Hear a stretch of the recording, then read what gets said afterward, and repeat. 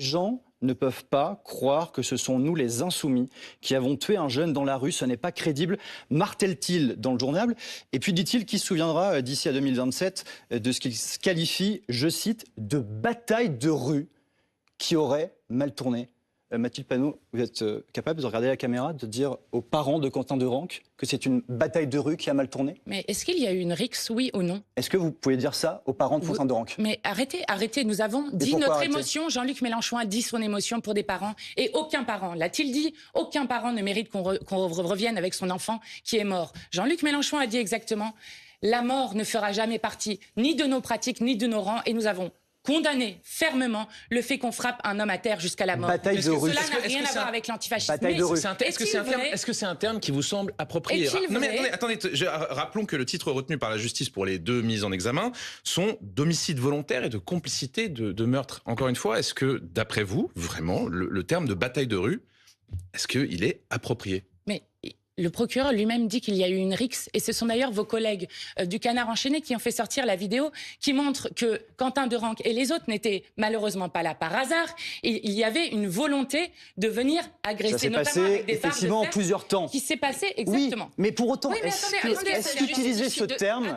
Attendez, moi je veux juste tout en disant qui s'en souviendra, Mathilde Panot, tout en disant qui s'en souviendra. Mais c'est pas... n'essayez pas de tordre. Disons que ça semble évident de minimiser ce qui s'est passé. Non, personne ne minimise la gravité de ce qui est en train de se passer. Et je veux alerter sur le fait que nous avions dit depuis des années qu'il y avait un problème avec la violence de l'extrême droite, de groupuscules liés à l'extrême droite, et notamment à Lyon, où je rappelle qu'en 15 ans, il y a eu 102 faits de violence. Et on en parle très régulièrement aussi. Et qui, du coup, n'ont pas été entendus, ces alertes-là. Je vais vous dire, ce drame aurait pu arriver bien avant. Laissez-moi terminer parce que c'est très important. C'est la jeune garde. Ce drame aurait pu arriver bien avant. Je rappelle qu'en décembre 2022, il y avait une conférence dans laquelle il y avait à la fois Carlos Martins Bilongo et Louis Boyard dans une université à Bordeaux.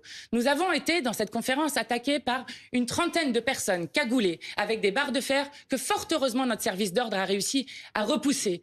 Mais s'il n'avait pas été repoussé par notre service d'ordre, il y aurait pu avoir un drame. Savez-vous combien de fois dans l'année il y a des rixes qui auraient pu à chaque fois mal tourner à Lyon?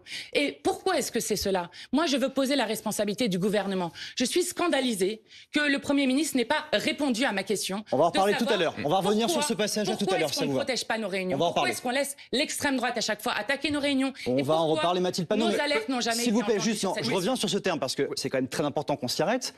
Bataille de rue, vous le reprenez vous aussi? Oui, il y a eu une rixe, c'est ce qu'a dit le procureur de la République. Il n'y a pas une ambiguïté dans le propos qui est là? Bataille de rue? Mais non, il n'y a aucune ambiguïté. Il y a un jeune homme qui a été mortellement tué. Oui, Jean-Luc Mélenchon a redit son émotion à la famille. Jean-Luc Mélenchon dit que rien ne peut justifier de taper un homme jusqu'à la mort. Mais Jean-Luc Mélenchon a aussi la conscience de ce qui est en train de se passer dans le pays. Et moi, je veux alerter dans le moment politique dans lequel nous sommes. Il ne s'agit pas juste d'essayer de détruire la principale force d'opposition de gauche de ce pays et la principale alternative. Il s'agit aussi d'attaquer nos institutions démocratiques. Quand vous avez un ministre de l'enseignement supérieur qui ose expliquer que les conférences dans les universités seront dorénavant interdites en cas de risque de trouble à l'ordre public, qu'est-ce que ça veut dire ? Ça veut dire que désormais, ce sont des groupuscules d'extrême droite, comme Némésis, comme l'Action française, comme l'Œuvre française et d'autres, qui peuvent décider de la démocratie. Nous sommes à 1 an d'échéance politique majeure pour notre pays. Et donc, la question de savoir comment est-ce que nous pourrons mener une campagne, comment est-ce que le débat démocratique peut s'exprimer, est une question qui est fondamentale. Ce n'est pas le seul propos que tient Jean-Luc Mélenchon dans notre journal. Il explique également, il estime qu'une fois l'émotion retombée, l'opinion publique va se retourner, je cite, comme d'habitude. Enfin, vous qui connaissez très très bien Jean-Luc Mélenchon, qu'est-ce que ça veut dire ça? Ça veut dire que bon, c'est une péripétie de plus, on passera à autre chose et puis une fois de plus... Non, ce n'est pas une péripétie parce que nous sommes habitués aux attaques, mais nous avons peur de ce que ça veut dire pour notre pays. Et quand il y a une inversion des valeurs, avec une parole médiatique qui est aussi en jeu, moi je veux quand même vous voir, quand il y a une inversion des valeurs, nous serions désormais les racistes, désormais nous sommes les nouveaux fascistes dans ce pays, selon Marianne. La une de Marianne, l'Express, LFI, danger public, et la une que vous avez fait aujourd'hui dans votre journal, le poison Mélenchon. D'accord, donc c'est la presse, c'est la presse qui est responsable, Mathilde Panot. Non, mais c'est très important ce que vous venez de faire. Il y a une parole médiatique. Il n'y a pas une liberté politique de la presse en France. Écoutez-moi.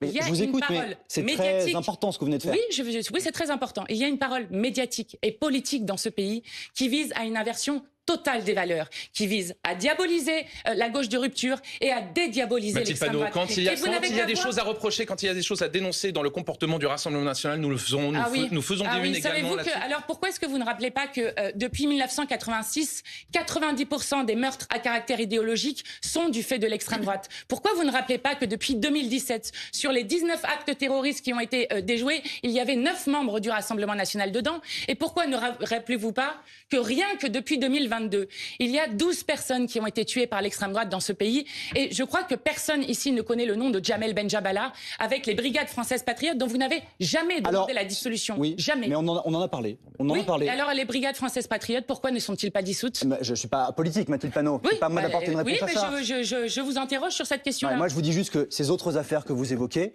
on en a parlé. Vous avez sur entendu BFM TV. l'avocat de Federico Martin Aramburu qui se dit écœuré par le deux poids deux mesures qu'il y a autour de cette affaire, écœuré pour la famille de Federico Martin Aramburu. Nous, les Insoumis, sommes des gens raisonnables. Nous disons que nous sommes contre la violence physique pour régler des conflits politiques. Nous sommes contre, je ne sais pas par quel autre biais. Cet avocat qui était sur notre antenne il y a quelques heures encore. Hein. Oui, eh bien c'est très bien, mais nous l'avons dit 1000 fois. Federico Aramburu qui n'a jamais eu le droit à une minute de silence. On rappelle, c'est ce rugbyman argentin qui a été, je rappelle juste les faits, qui a été tué par 2 membres d'un groupuscule d'extrême droite en plein milieu du boulevard Saint-Germain. C'était il y a quelques mois maintenant. Revenons